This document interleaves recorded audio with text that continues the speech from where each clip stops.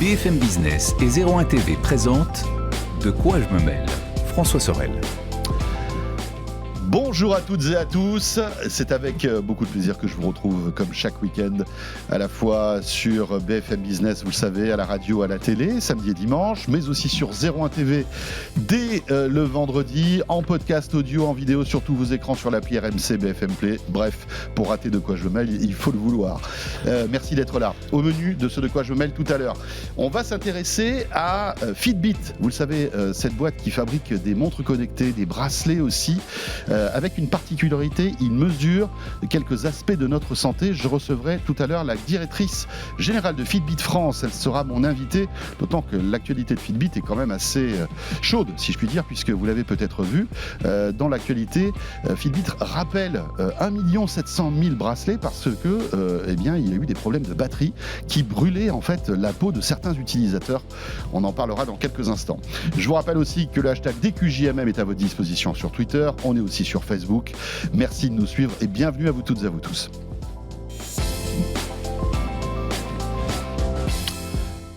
Et bien sûr, ça c'est un nouveau mot, une nouvelle, si vous voulez, coordination de mots.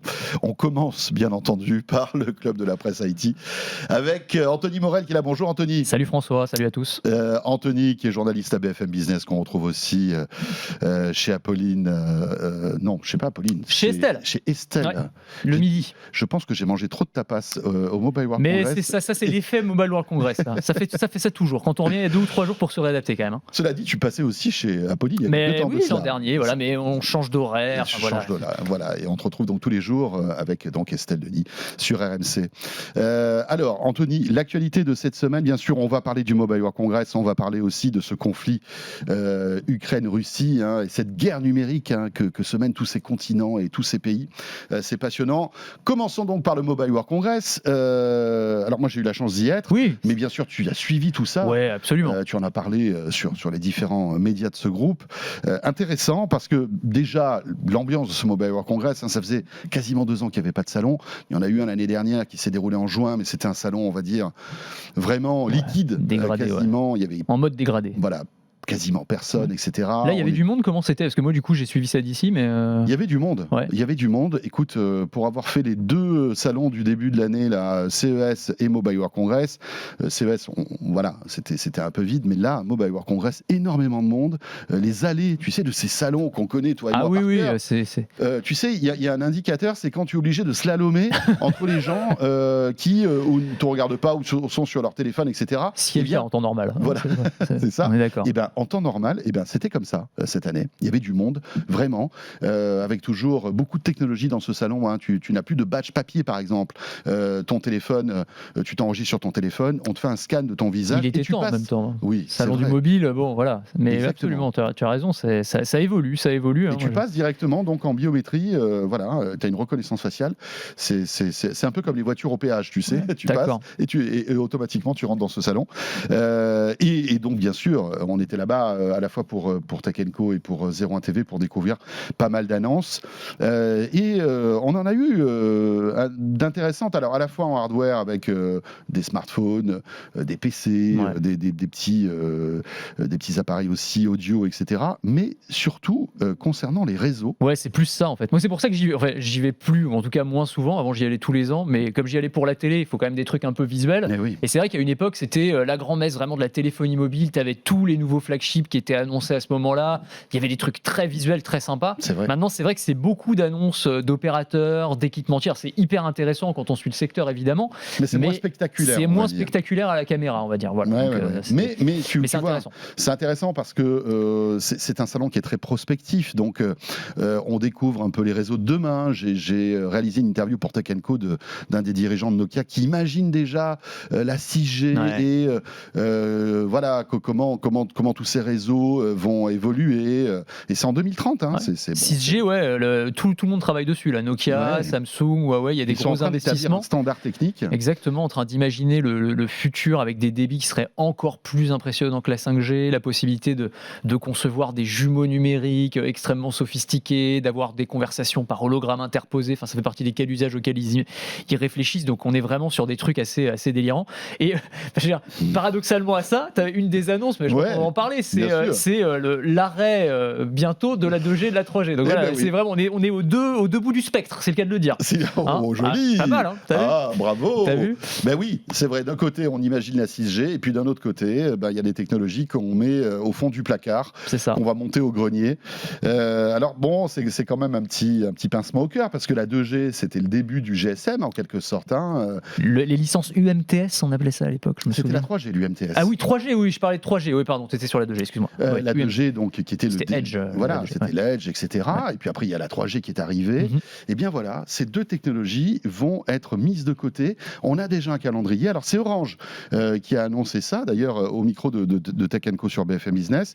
2G 2025, 3G 2028. C'est ça. Ça laisse un petit peu de temps pour se préparer quand même. Parce que c'est vrai que quand on a ce genre d'annonce, alors surtout dans le grand public, alors moi peut-être je suis un public technophile, peut-être que ceux qui nous écoutent en moyenne ont peut-être plus tendance à changer de smartphone assez régulièrement, etc. Mais on se dit toujours, ah ouais, mais attendez, moi ça veut dire que mon vieux smartphone il va plus fonctionner, par exemple. En fait, on se rend compte que les gens qui ont des smartphones 2G, 3G et pas 4G, ça reste quand même assez limité aujourd'hui. Et dans 6 ans, ça le sera encore plus. Donc ça laisse un petit peu de temps quand même pour se préparer à tout ça. C'est la fin d'une ère, c'est vrai, la fin d'une époque, parce que 2G, 3G, ça a marqué l'histoire de la téléphonie mobile. Là où ça risque d'être un petit peu plus compliqué, en revanche, c'est pour les entreprises, pour les professionnels. Parce qu'il y a machine to machine. Et oui, c'est ça. On ne se rend pas forcément compte comme ça, parce que c'est moins proche de notre quotidien direct. Mais il y a beaucoup d'appareils qui ont des connexions 2G ou 3G. Ça va des ascenseurs. Il y a des ascenseurs, par exemple, qui utilisent ça. Quand tu es coincé dans un ascenseur, je ne sais pas si ça t'est arrivé, mais... Heureusement non, mais... Ouais. Avant, c'était une paire de cuivre qui était branchée sur un téléphone, on va dire. Et puis après, on est passé à la 2G. C'est ça. Et donc, les ascenseurs relativement récents, quand tu appuies, en fait, tu n'es pas en filaire, tu es en 2G. Tu es en 2G. Les horodateurs, même chose. Donc, il y a un certain nombre d'appareils. Ça, c'est plutôt pas mal, s'ils ne marchent plus. Oui, non, mais ça nous arrange. Attendez, j'ai eu un PV, mais c'est normal, il n'y a plus de 2G, les gars. Absolument. Et même dans les voitures qui sont de plus en plus connectées, il y a beaucoup de composants. Oui, donc ça va nécessiter des mises à jour hardware importantes. C'est ça. Pour les constructeurs, il va y avoir quand même une prise en compte à réaliser. Alors, même si, encore une fois, le calendrier laisse un petit peu de temps pour s'adapter, c'est un changement qui n'est pas complètement anecdotique, comme on pourrait le croire en se disant, bon voilà, la 2G, la 3G, on est passé à autre chose, sachant que parfois dans certaines zones, on a bien du mal à capter en 4G aujourd'hui, y compris en France. Donc voilà, 2G, 3G, c'est la fin d'une époque. C'est la fin d'une époque. Après, il y a aussi des raisons autres. Alors, il y a les raisons techniques, bien sûr, puisque il y a quasi plus de téléphone 2G, donc voilà, ça a du sens. Mais il faut savoir que le réseau 2G est très consommateur d'énergie. Donc en fait, on va diminuer, imagine un peu l'économie que vont faire aussi les opérateurs télécoms. Oui, parce en arrêtant la 2G, ils vont arrêter évidemment des systèmes qui ont 20 ans. Parce que ces fréquences, il faut rappeler qu'elles vont être en fait réattribuées, réutilisées pour de la 5G notamment. Pour de la 5G, mais on sait que la 5G est moins énergivore, donc voilà, ça va être aussi un petit geste pour la planète, et puis surtout, ça permettra aux opérateurs de faire des économies, donc c'est plutôt pas mal. Et puis comme tu le disais, toutes ces fréquences vont être réutilisées pour la 4G aussi. Exactement. Et la 5G. Parce que donc voilà, c'est intéressant. Ça, c'était l'une des grosses annonces quand même de ce MWC. Ce qui va être intéressant de voir, c'est est-ce que les autres opérateurs, parce que là c'est Orange qui parlait en son nom, est-ce que les SFR, les Bouygues, les Free vont suivre le chemin? Sans doute. Ils vont pas avoir trop le choix. Est-ce qu'il y aura une coordination entre tous les opérateurs où chacun va faire ça de son côté? Ouais, Orange en tant qu'opérateur historique prend le lead là-dessus, ça semble assez logique. Ce qui est logique.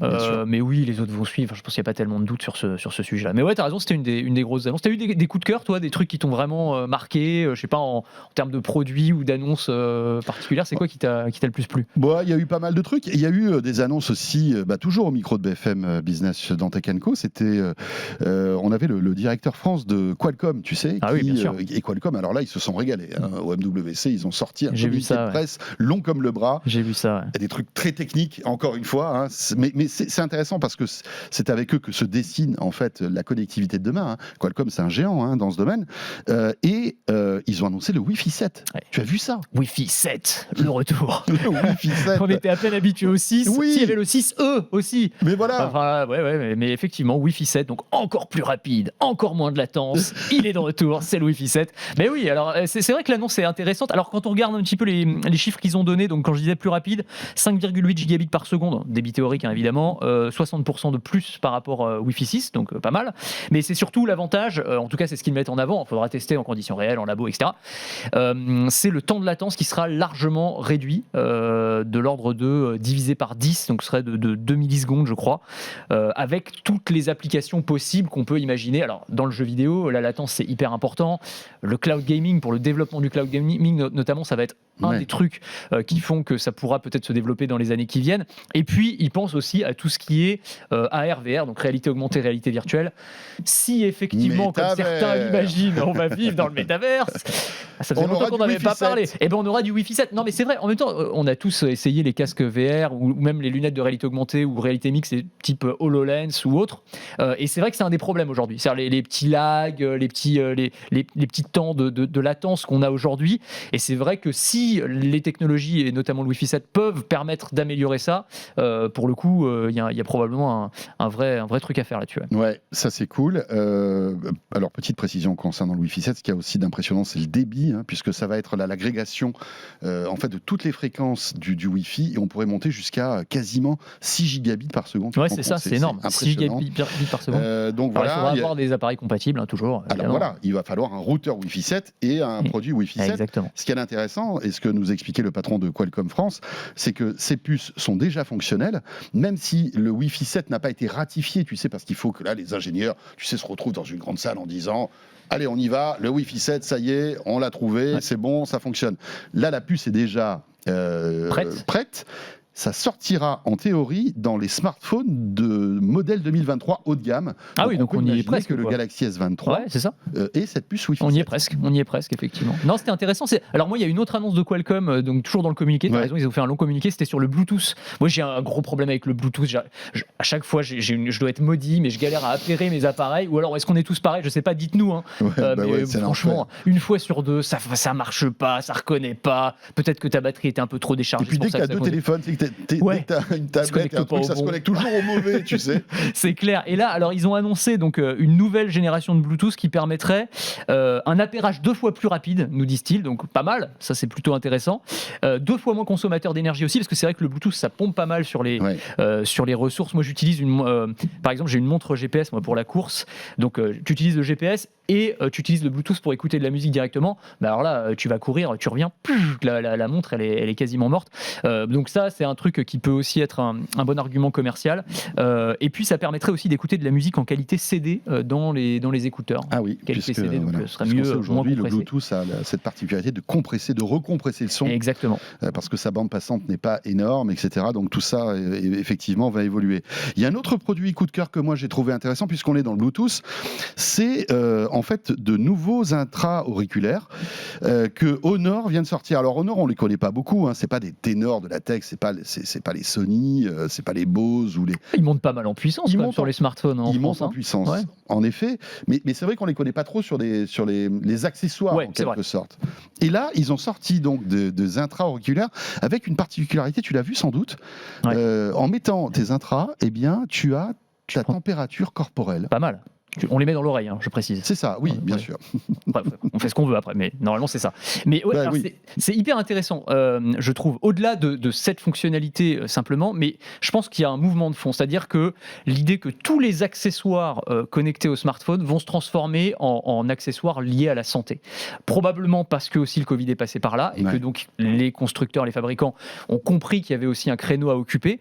Mais je ne sais pas si tu te souviens, et je crois qu'on en avait parlé d'ailleurs dans l'émission il y a quelques mois, quelques semaines, il y avait eu des rumeurs dans le Wall Street Journal comme quoi Apple préparerait des AirPods, future génération d'AirPods, qui auraient aussi des capteurs de température, qui permettraient de prendre la température. Donc la techno existe déjà. La techno existe et tout le monde est en train de travailler sur ce côté-là. Et d'ailleurs, Apple ne voulait pas s'arrêter. Alors, on parlait d'Honor, on va rester sur Honor, mais juste pour dire, Apple imaginait aussi intégrer par exemple des capteurs de posture pour savoir si tu te tiens bien pendant la journée, enfin ce genre de choses. Et donc c'est très intéressant qu'Honor fasse ça, parce que je pense qu'il y a vraiment cette logique de transformer finalement nos accessoires de connectés en une sorte de cocon médical, d'assistants médicaux qui vont nous accompagner tout au long de la journée, que ce soit les écouteurs, les montres évidemment avec l'électrocardiogramme embarqué, demain peut-être des capteurs pour la glycémie, et puis les smartphones qui sont maintenant, par exemple sur les pixels de Google, on peut analyser son amplitude respiratoire, son rythme cardiaque, on met son doigt sur la caméra, on a le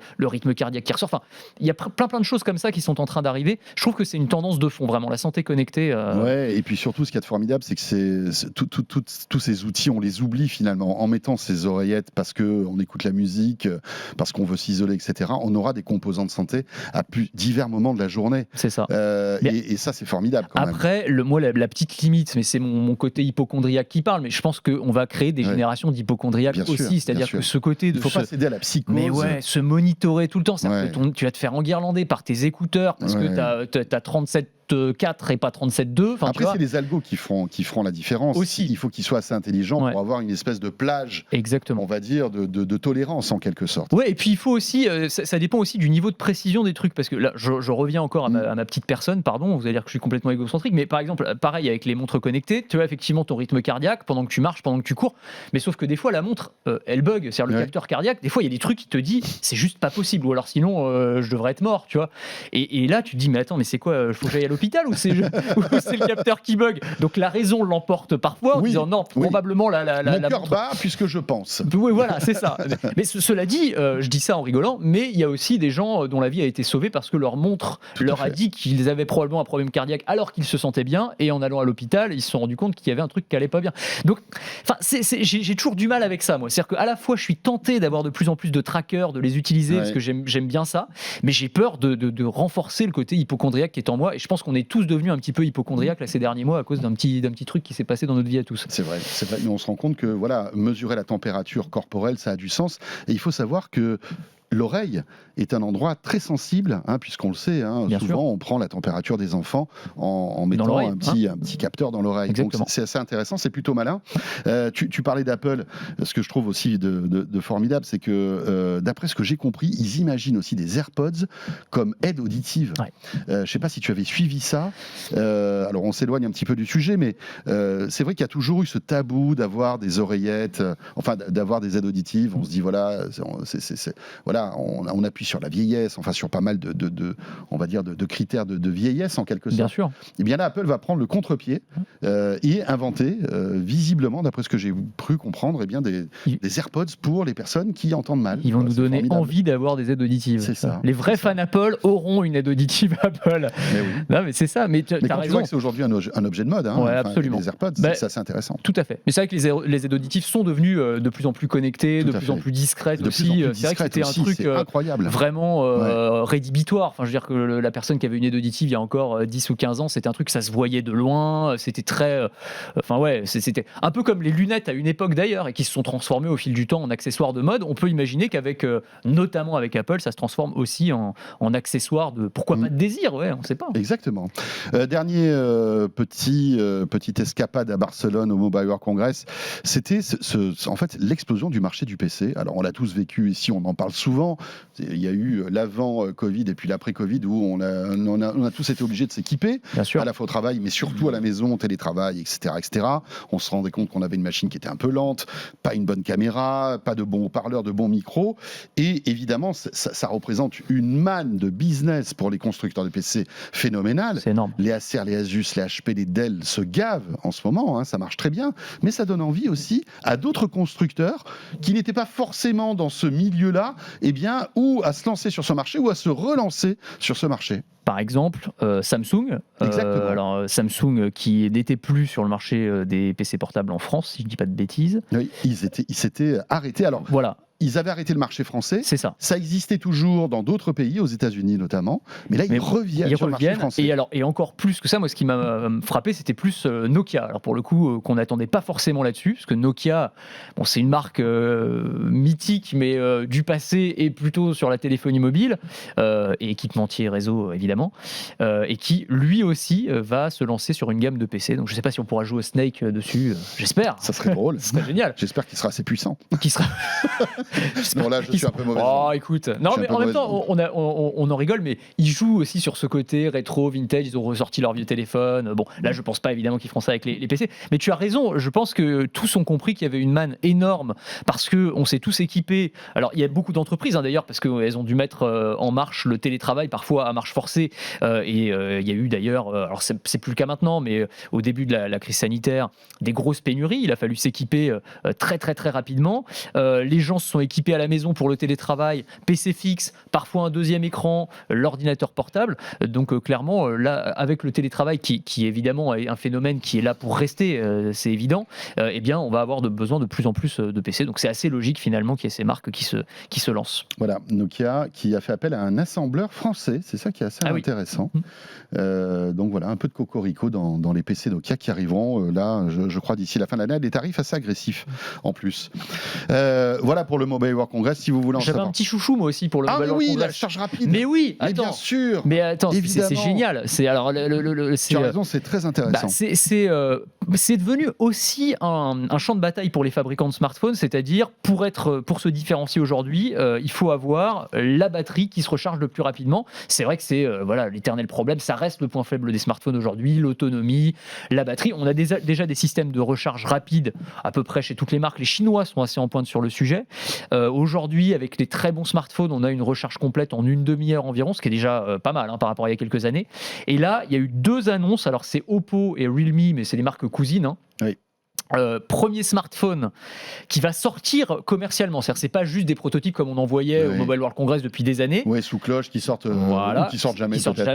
Là, celui-ci va sortir et donc c'est smartphone recharge complète en 15 minutes chrono. Waouh. Pas mal. 15 minutes chrono, sachant que la promesse, c'est que la batterie ne s'abîme pas ou s'abîme peu, c'est-à-dire qu'au bout de 1000 charges, tu perds 20% de capacité à peu près, ce qui est vraiment pas mal. Alors encore une fois, c'est les annonces, il faudra tester dans les labos, voir un peu ce que ça donne en vrai. Sur le papier, c'est pas mal. Et l'autre qui est encore plus impressionnante, mais là pour le coup, ça reste un prototype, c'est recharge à 50% en 3 minutes et demie et 9 minutes recharge complète. Là, c'est pas mal. Tu vas prendre un café avec un collègue, tu reviens, ton téléphone est chargé. C'est-à-dire que, par exemple, le matin, tu te lèves, tu as oublié de charger ton téléphone, ce qui nous arrive à tous, et là, on commence à stresser. Tu vas te laver les dents, ton téléphone, il est à 50%. Quoi. Exactement. Donc ça, pour moi, c'est une vraie avancée. Tu vois, sur les smartphones, c'est vrai que la bataille, elle se fait sur les appareils photo, sur l'écran.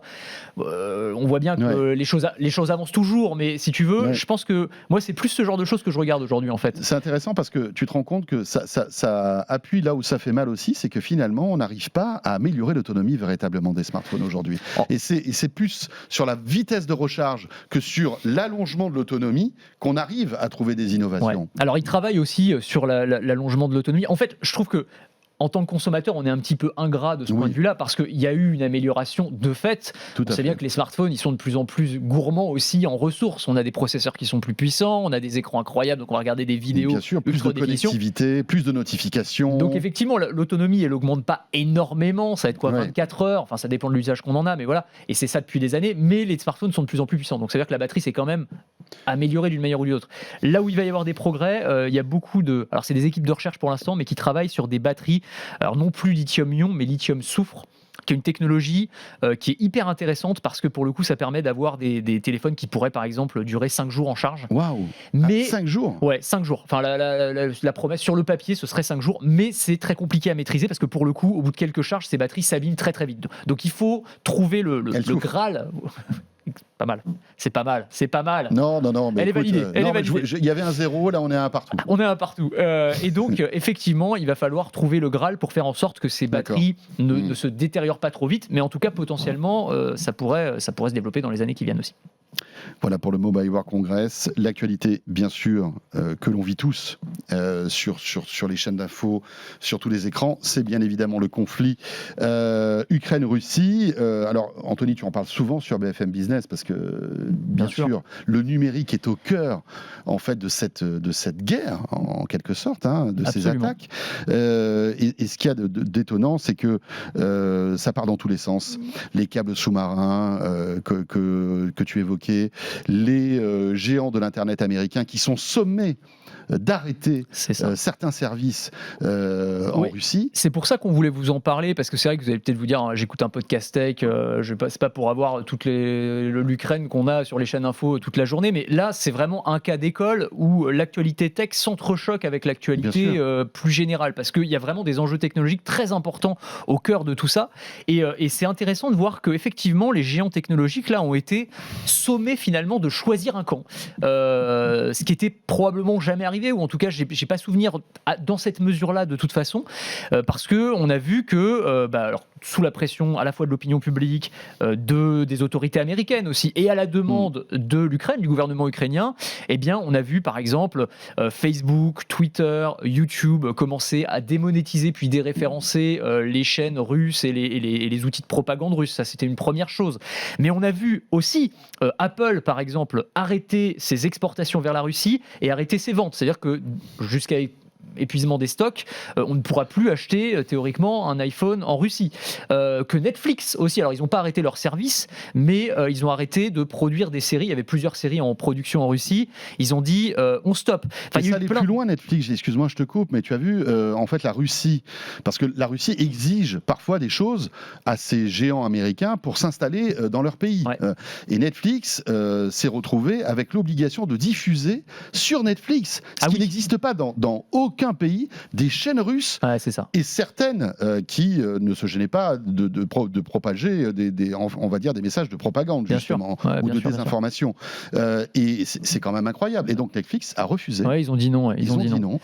Alors pour l'instant, je ne sais pas quelles vont être les conséquences. Peut-être que la Russie va couper Netflix. C'est possible aussi. Alors ça, c'est aussi un élément qui est très intéressant, parce que alors en fait, il y a beaucoup de... C'est le vice-premier ministre ukrainien qui apparemment qui est très technophile, qui a appelé un par un via les réseaux sociaux tous les géants de la tech à réagir, à bannir la Russie.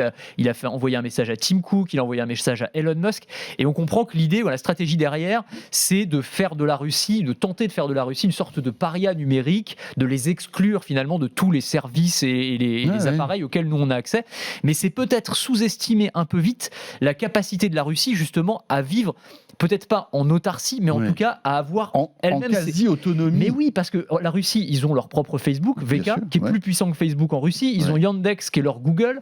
Ils ont même leur propre réseau souverain, qui s'appelle Runet, qui est une sorte d'internet parallèle. Donc, ils ont en tout cas plus de résilience, on va dire, face à ce genre de menaces que la grande majorité des autres pays, si ce n'est la Chine peut-être, qui est elle carrément son internet parallèle, d'accord.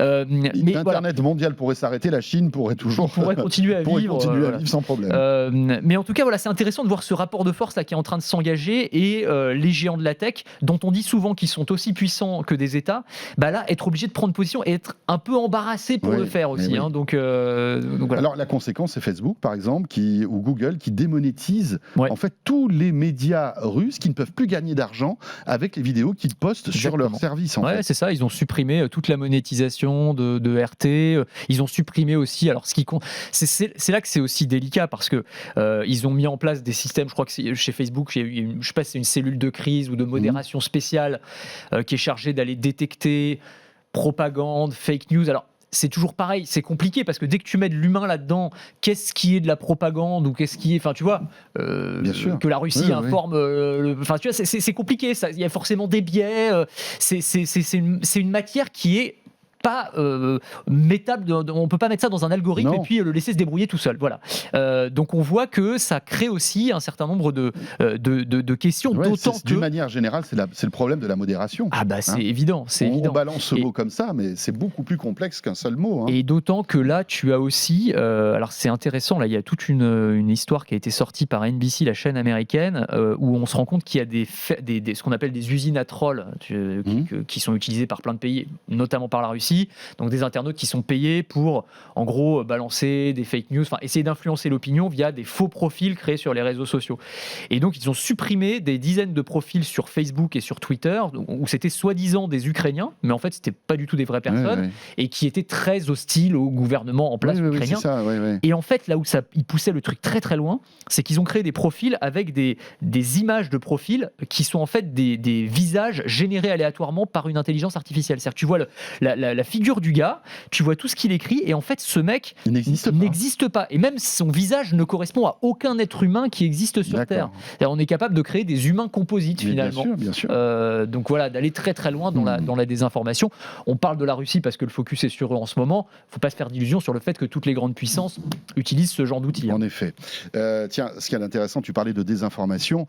Après justement ce serrage de vis de la part des réseaux sociaux, tu as peut-être suivi ça. Même Google Maps a été obligé en fait de réduire l'interaction que pouvaient avoir les internautes avec leur service, notamment en Ukraine et en Russie, parce que ce qui se passait, c'est que, par exemple, tu sais, il y a des restos, tu peux laisser un commentaire dessous.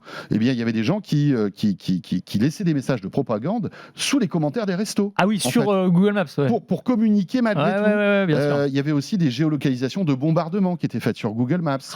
Plan a été aussi obligé de désactiver en fait tous ces services. Regarde jusqu'où ça peut aller. Ça va très loin. C'est incroyable. J'ai vu ça passer vite fait. Donc pardon pour la vérification là, mais c'est ce que Tinder aussi, il y avait des soldats russes qui trouvaient des Ukrainiennes sur Tinder, et donc ça permettait de géolocaliser les soldats russes. Donc ça pouvait poser un problème stratégique aussi. Tu vois, les implications de l'utilisation de ces outils tech qu'on utilise dans la vie de tous les jours, finalement, elle est énorme. Énorme.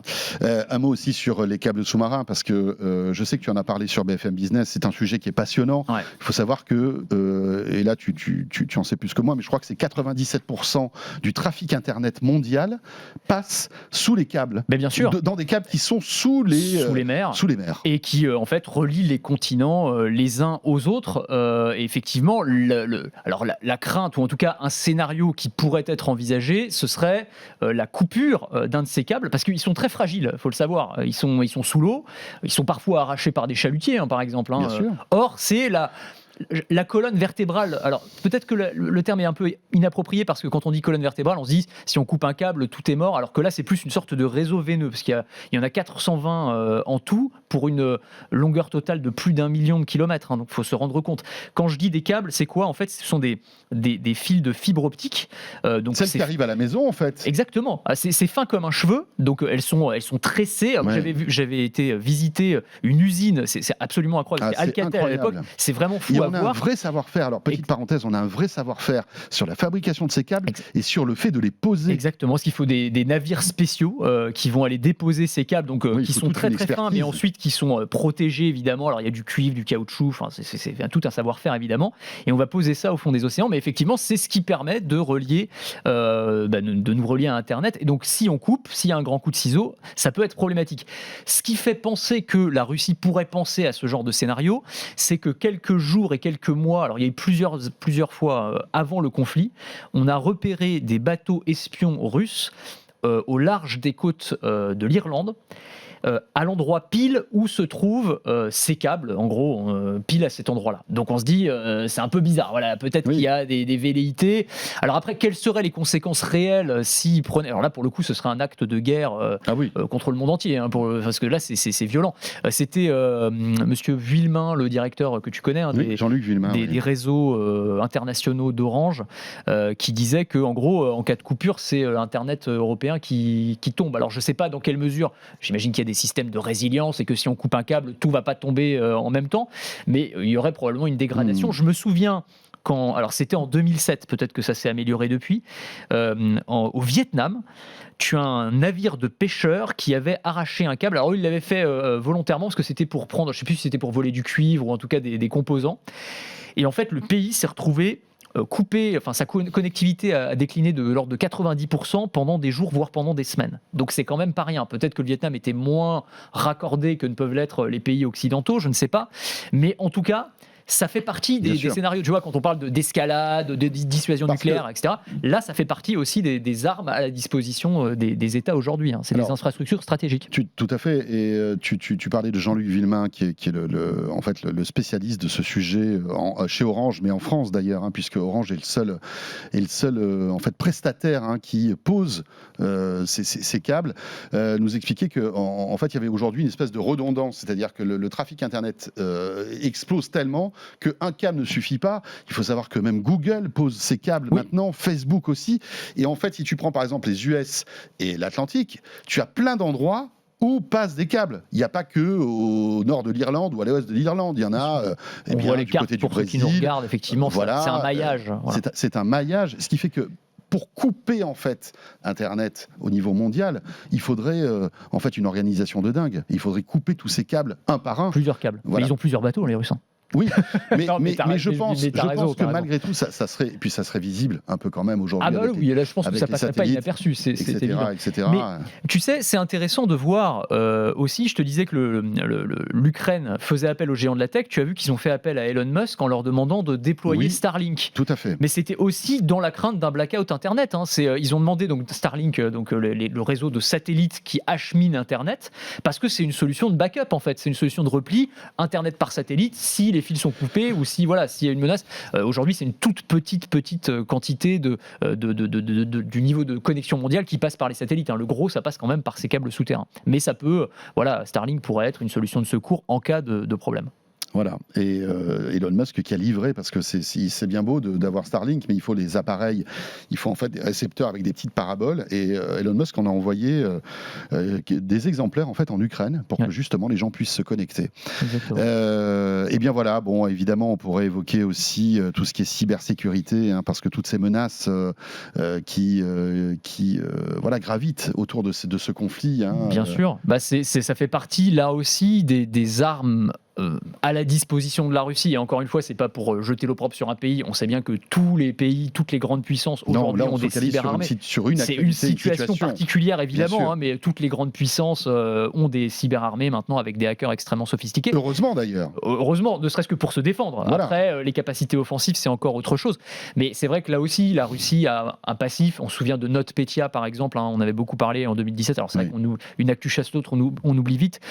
Même s'il n'y a pas de preuves, mais la Russie est fortement soupçonnée d'être à l'origine de cette attaque qui avait été quand même la plus coûteuse de l'histoire. C'était cette attaque qui avait quand même mis à bas, il y avait des ports de marchandises qui s'étaient retrouvés bloqués, il y avait des usines qui ne fonctionnaient plus, des entreprises où on a dû revenir au stylo et au papier parce que tout était...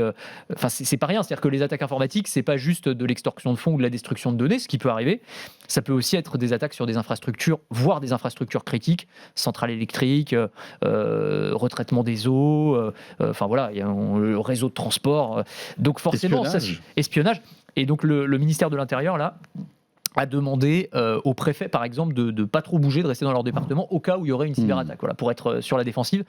Et les entreprises sont obligées là, de se remettre un petit peu sur le pied de guerre, de préparer... Moi, je discutais avec le responsable sécurité informatique d'un grand groupe de transport aérien qui me disait que là, il voyait quand même des signaux. C'est-à-dire qu'il y a des anomalies, un nombre anormal de tentatives d'intrusion par rapport à des jours normaux, on va dire, ces derniers temps, dont l'origine laissait assez peu de doute. Donc voilà, ça fait partie aussi effectivement des armes aussi, la cyberguerre. Voilà, la guerre, ça se passe sur le terrain évidemment, mais ça se passe aussi dans le cyberespace.